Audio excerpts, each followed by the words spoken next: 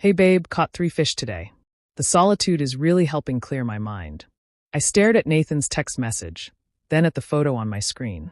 He was lounging at a beachfront bar in Punana, his arm draped around his secretary. The timestamp read 2 minutes ago. That's wonderful, honey. I typed back, my fingers steady despite the rage building inside me. I'm so glad you're finding peace in nature.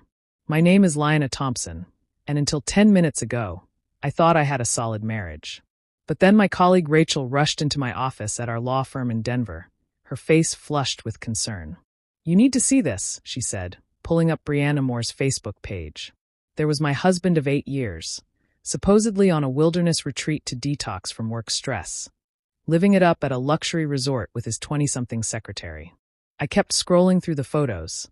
Sunset walks on the beach, candlelit dinners, stolen kisses by the pool.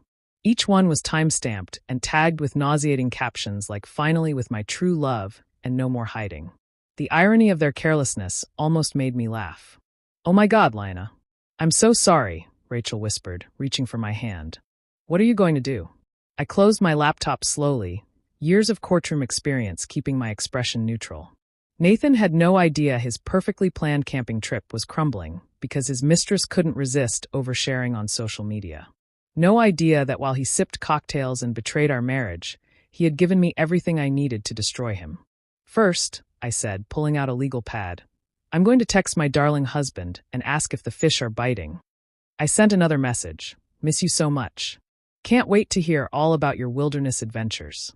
Rachel watched me, confusion clear on her face. Shouldn't you confront him? I smiled, remembering every case I had won by letting my opponents believe they had the upper hand. As a corporate attorney, I knew that the element of surprise was often the most powerful weapon in my arsenal. Nathan thought he was so clever with his camping story, never considering that his mistress's social media addiction would be his downfall. Do you know what's better than catching him in a lie? I asked Rachel, already drafting notes on my legal pad. Letting him keep lying while I dismantle his entire life. Nathan and I met at Stanford Law School. He was charming, ambitious, and seemed to share my values of hard work and dedication. While other couples in our class drifted apart under the pressure of grueling study schedules and competitive internships, we grew stronger, or at least that's what I thought. After graduation, I turned down an offer from a prestigious firm in New York to stay in Denver with Nathan. He had landed a position at Morrison & Webster, one of the city's top investment firms, and I didn't want us to start our marriage with a long-distance relationship. You're making the right choice, he had said. We're a team. I found my own success at Lambert & Cole, quickly rising through the ranks to become their youngest corporate attorney. Nathan seemed proud of my achievements, though looking back, I noticed how his smile would tighten whenever clients specifically requested me for their cases. Our marriage wasn't perfect, but whose is? When tensions rose, we handled them like lawyers, negotiating, compromising, finding middle ground. Then Brianna arrived at his firm 6 months ago. Young, attractive, and apparently very good at her job, according to Nathan's frequent mentions. She's so efficient, he'd say. Finally, a secretary who can keep up with my schedule. I ignored the warning bells. After all, I trusted my husband. Rachel's voice pulled me from my thoughts. Remember when he missed your anniversary dinner last month? Said he had to work late. I pulled up Brianna's Facebook page again, scrolling back through her timeline. There it was, a check-in at Betrayal Grill that same night. The caption read, "Late night at the office never felt so good." I can't believe I was so blind, I muttered. Rachel shook her head. You weren't blind, Lina. You were trusting. There's a difference. I thought about all the other signs I had dismissed. The new gym membership he never used, the sudden interest in out-of-state work conferences, the passwords changed on his phone and laptop. Classic red flags I had seen in countless divorce cases. Yet I convinced myself our marriage was different. You know what the worst part is? I said, pulling up our joint account records. He's using our money to finance their little romance. Rachel's eyes widened as I showed her the recent transactions. First-class tickets to Punana, a 5-star resort. Yes, I replied, already drafting an email to my bank. But not for long. I spent the next hour methodically documenting every suspicious transaction from our joint accounts. The living room forgotten, dinner growing cold. None of it mattered as I built my case. The evidence was damning. Expenses for jewelry I had never received, dinners at restaurants I had never visited, hotel charges in cities where Nathan had claimed to be meeting clients. "Look at this," I said to Rachel, pointing at my screen. "He booked their Punana trip 3 months ago. This wasn't spontaneous, he planned it. But why tell you he was going camping? Why not just say it was another business trip?" I was about to respond when my phone buzzed with another text from Nathan. This time, he had sent a photo, a generic camping scene, clearly pulled from the internet, showing a tent pitched by a lake. "Home sweet home," his message read. "The stars are amazing out here." My hand started shaking, not from sadness, but from pure, cold rage. 8 years of marriage, and he couldn't even be bothered to find a convincing photo to support his lie. I opened my email and found exactly what I was looking for: Nathan's firm's employee handbook, sent to me months ago when I had helped review some contracts for them. Right there in bold text: relationships between supervisors and direct reports are strictly prohibited and will result in immediate termination. "Rachel," I said slowly, "did you know Brianna has been documenting their entire relationship on Instagram too?" We pulled up her profile, and it was a gold mine, months of subtle photos, each one damning in its own way. Coffee cups with Nathan's name visible, his watch in the corner of dinner photos, even a selfie in his office after hours, her perched on his desk while he smiled up at her. "It gets worse," Rachel said, her voice tight. She had been digging deeper into the financial records I'd pulled up. "Look at these transfers." My stomach dropped as I saw what she'd found. Nathan hadn't just been spending our joint money on his affair. He had been moving substantial sums into a private account for months. An account I knew nothing about. $90,000, I whispered, staring at the total. "He's been hiding money." "That's more than just affair money," Rachel said carefully. "That looks like exit strategy money," I finished. "He's been planning to leave me." The realization hit me like a physical blow.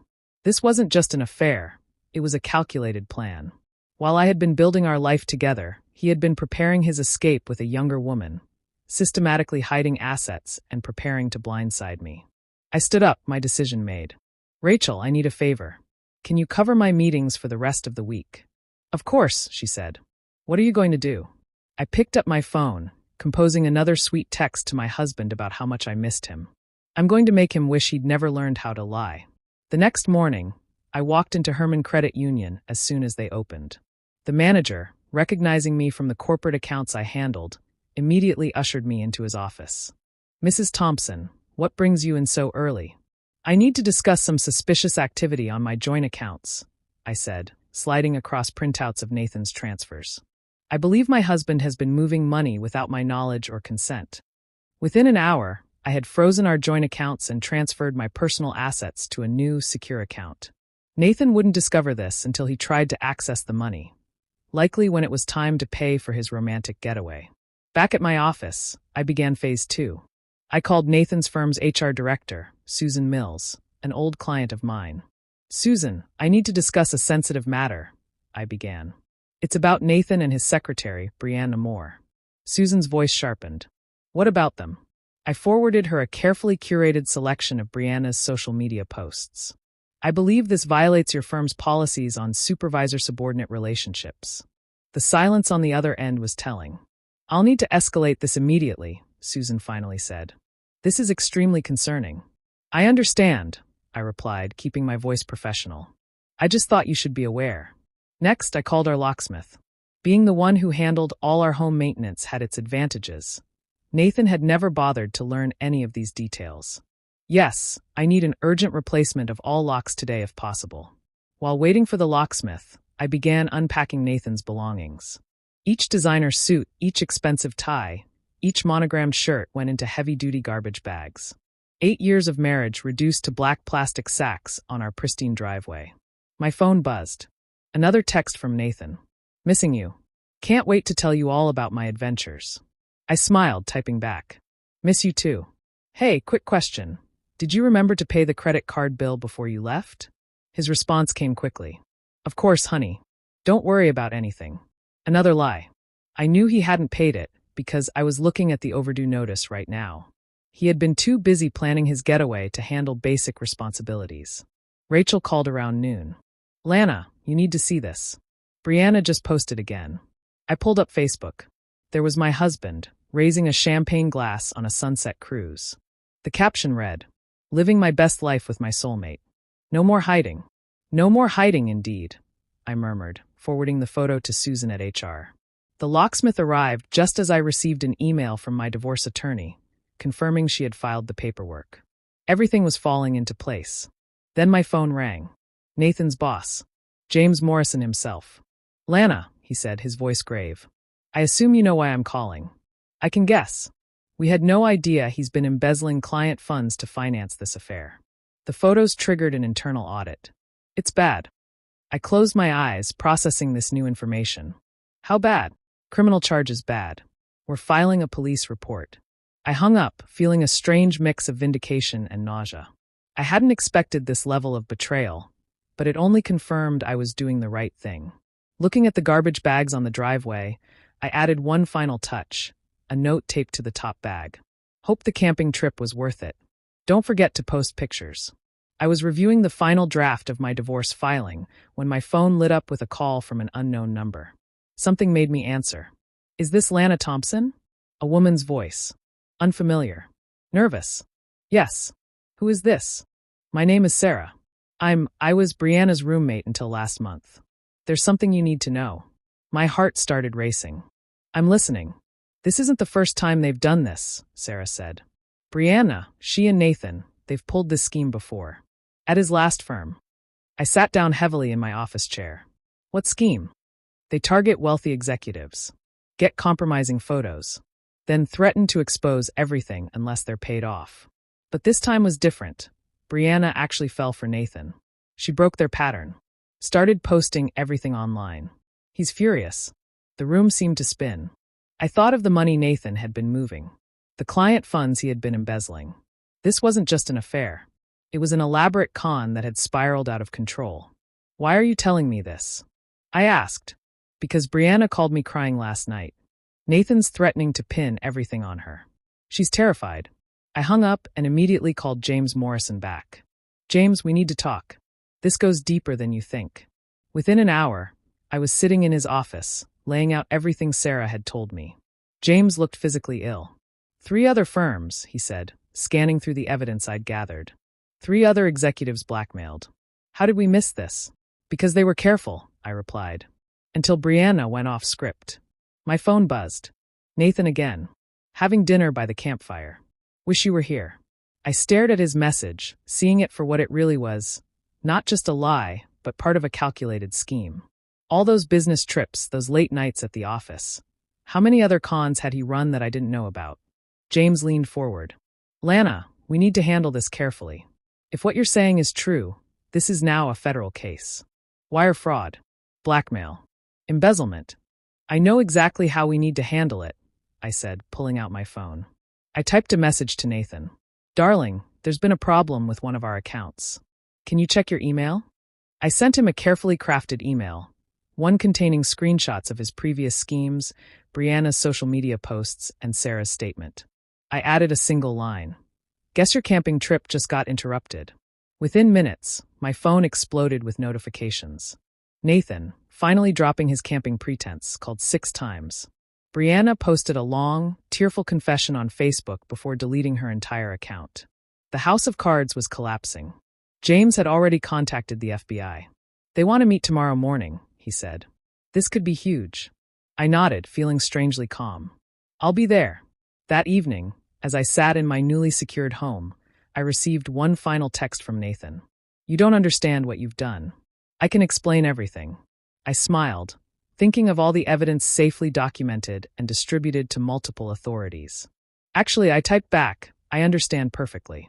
And unlike your camping photos, I have real receipts." Then I blocked his number and poured myself a glass of wine. Tomorrow would be intense, but tonight, I could savor the fact that Nathan's perfectly constructed house of lies was burning to the ground. By 8:30 the next morning, the lobby of Morrison and Webster was in chaos. Nathan and Brianna had apparently tried to flee Punta Cana separately, only to be detained at the airport by Dominican authorities. James Morrison looked exhausted. 6 clients, he muttered, rubbing his temples. "They blackmailed 6 of our top clients," I finished. "The total amount is over $2 million. Forensic accountants had worked through the night. And that's just what we've found so far. Agent Phillips, a sharp-eyed woman in her 40s, spread photos across the conference table. Nathan and Brianna with different executives, all following the same pattern. The evidence was overwhelming. "Mrs. Thompson," she said, "your husband and Ms. Moore will be extradited within 48 hours. But we're more interested in the money trail, those offshore accounts you found." My phone buzzed, a text from an unknown number. Nathan, using a hotel phone. "Baby, please. You're ruining everything. We can work this out." I showed the message to Agent Phillips. She nodded. "Keep him talking. Work what out?" I texted back. "The affair or the felonies?"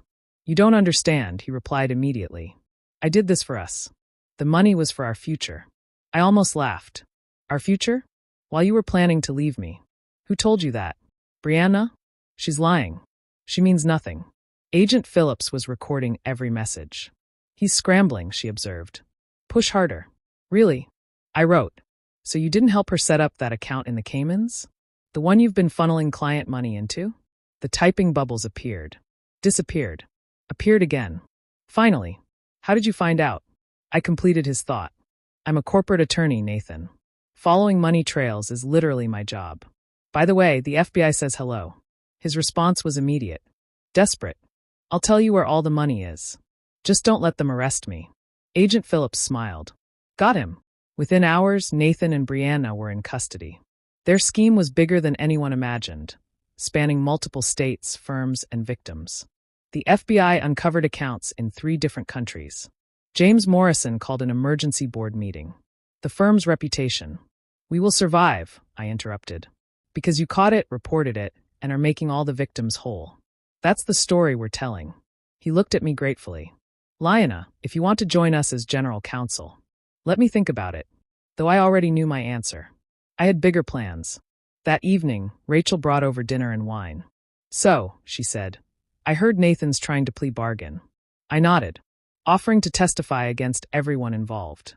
Apparently, there were more victims than even I found. "How are you holding up?" I glanced around my office, the degrees on the wall, the case files I'd won, the life I'd built. "You know what's funny?" I said. "He always treated my career like it was a hobby, something to pass time until we had kids. He never realized that all those skills, all that experience, it was exactly what I needed to bring him down." Rachel raised her glass. "To karma." "No," I corrected, thinking of the evidence I'd gathered, the legal strings I'd pulled, the dominoes I'd set up before knocking them down. "To justice, the kind you make happen yourself." The trial was mercifully brief. Nathan and Brianna both took plea deals. He got 8 years, she got 5. The evidence was so overwhelming that their lawyers advised against fighting the charges.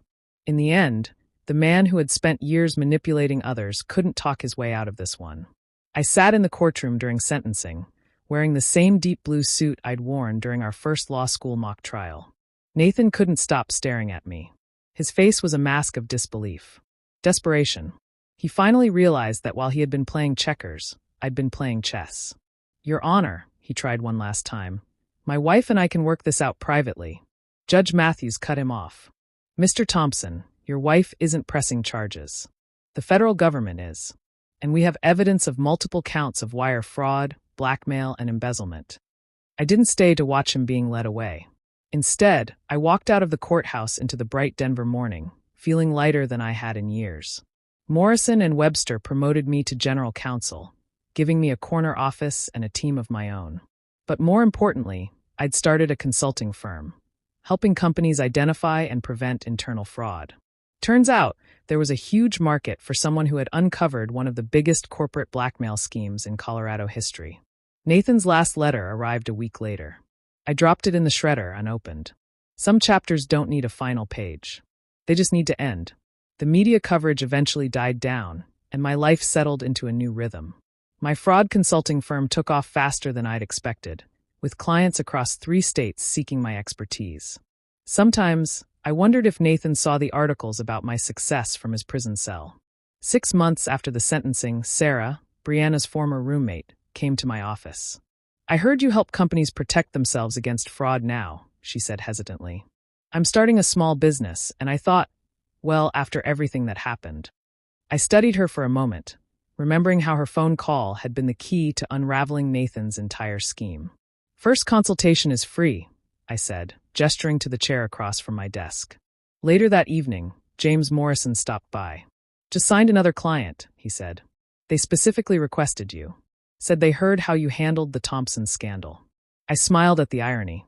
Nathan's attempt to destroy me had instead become my biggest selling point. You know, James added, he tried to write to me from prison.